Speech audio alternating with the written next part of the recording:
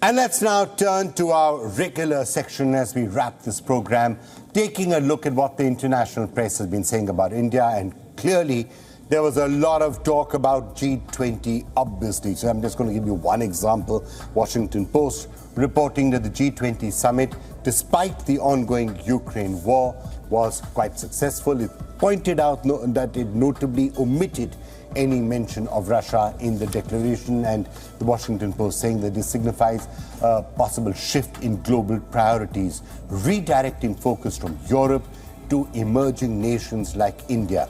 It further said that developing countries wielded more influence during the G20 summit, underscoring their growing impact in international forums. But it did ask what the success of the G20 and the final declaration means for the India-Russia relationship and for the question of Ukraine.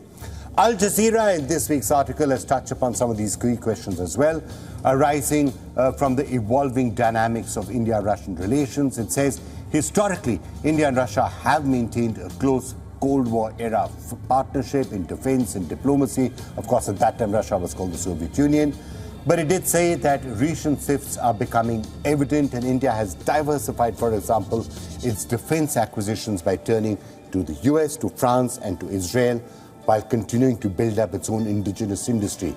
Al Jazeera does say that India is unlikely to sever ties with Russia entirely, but possibly the friendship is on a declining trajectory as India aligns more with the West.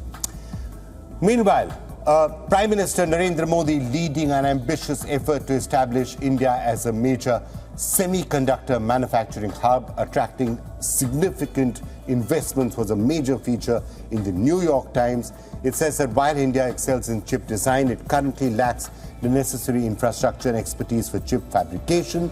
But to bridge this gap, the New York Times says that India is recruiting foreign specialists and investing in infrastructure, aiming to reduce reliance on China and to secure a more trusted supply chain role.